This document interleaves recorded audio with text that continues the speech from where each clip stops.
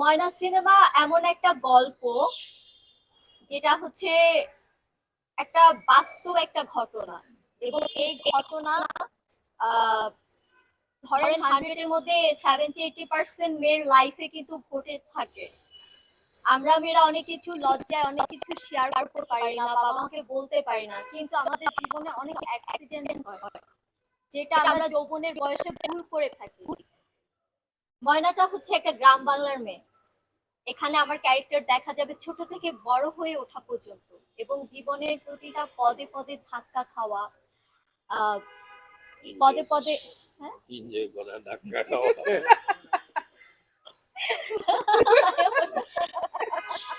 হ্যাঁ, জীবনে এনজয় করতে না পারলে জীবনটা আসলে সুখময় হয় না। হ্যাঁ, উনি একটা কথা বলেছেন আমার প্রোডিউসার ভাই যে জীবনে মানে জীবন চলার পথে ধাক্কা খাওয়া মানে প্রথমে এনজয় করা, সেখান থেকে আপনার ধাক্কা খাওয়া, তারপর হচ্ছে নিজেকে শুধরানো। তো ময়নার গল্পতে আমাদের সর্বপ্রথমে একটা কথা বলি, এটা হচ্ছে আমাদের গার্ডিয়ানের ক্ষেত্রে। আমাদের বাবা মারা কিন্তু আমাদের বিশ্বাস করে স্কুল বলেন, কলেজ বলেন, কোথাও যাওয়া বলেন, বিশ্বাস করে কিন্তু একটা মেয়েকে ছাড়েন। কিন্তু আমরা সেই যৌবনের ভুলটায় আমরা প্রেম করে বাবা মায়ের সেই বিশ্বাসটা নষ্ট করে ফেলি এবং আমাদের চরিত্রে দাগ লাগিয়ে ফেলি। যেটা আমাদের হাজবেন্ড পাওয়ার কথা সেটা আমাদের না পাওয়া বয়ফ্রেন্ডরা পেয়ে যায়, যার জন্য ওই জীবনে ওই সময়টা আমরা থাকি ব্যর্থ। তো এই ব্যর্থতা নিয়ে আসলে আমাদের এই সিনেমাটা এগিয়ে নিয়ে যাওয়া, এবং প্রতিটা গার্ডিয়ানদেরকে সতর্ক থাকতে হবে যে আমার মেয়েটা কোথায় যাচ্ছে, আমার মেয়েটা আদৌ কোনো ভুল করছে কিনা, আমার মেয়েটা কি ঠিক পর্যায়ে আছে কিনা, আমার ফুলের মতো মেয়েটা অপবিত্র হচ্ছে কিনা, সেটা আসলে এই গল্পের সম্পূর্ণভাবে তুলে ধরা হয়েছে। এবং আমরা বয়সের যে ভুলটা করি, আমরা কিন্তু আমি যখন ছোট ছিলাম, তখন আমি প্রেম করছিলাম, তখন আমার মনে হয়েছিল যে এইটাই এক্সাক্ট মানে একটা সময় প্রেম করার, উনি কিন্তু আমার রাইট পারসন, উনি আমার লাইফ পার্টনার। একটা সময় যখন রিলেশনশিপ ব্রেকআপ হয়ে যায়, আমরা কিন্তু তখন বুঝি যে না, এটা ভুল মানুষ ছিল। তো এর একটা ভয়াবহ পরিণতি, ট্র্যাজেডি সবকিছুই থাকে।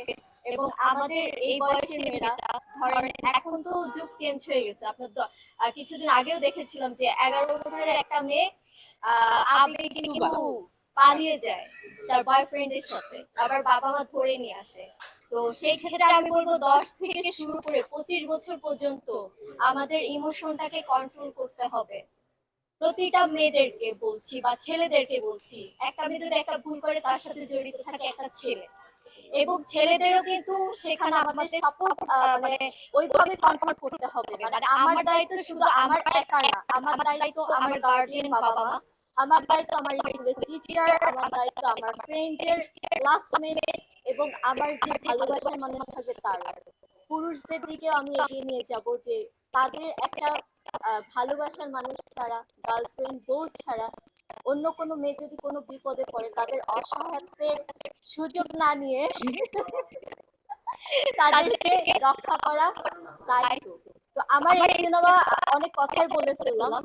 এই সিনেমা অবভিয়াসলি হলে আসবেন, হলে দেখবেন। এই ভালোবাসা দিবসে আমার ভালোবাসা আসলে আপনাদের ভালোবাসার মন জয় করার জন্য আমি ময়না হয়ে বড় পর্দায় আসবো।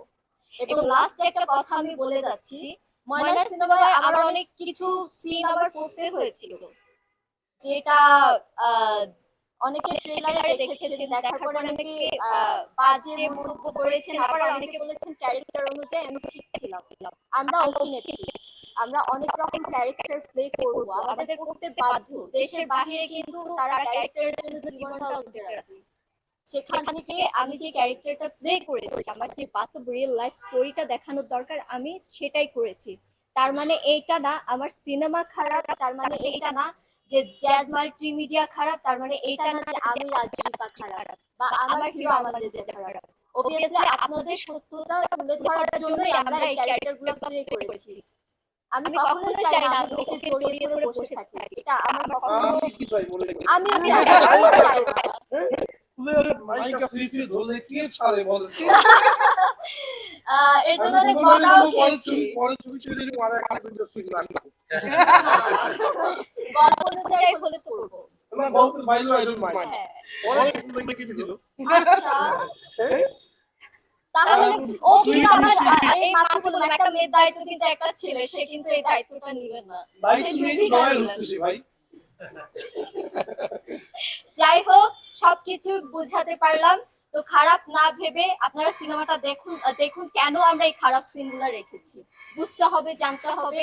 এবং ভালোবাসা দিবসে গার্লফ্রেন্ড বয়ফ্রেন্ড একটা মানে মজার মুহূর্ত কাটাতে হলে বা ধাক্কা খেতে হলে সিনেমা হলে যেতে হবে।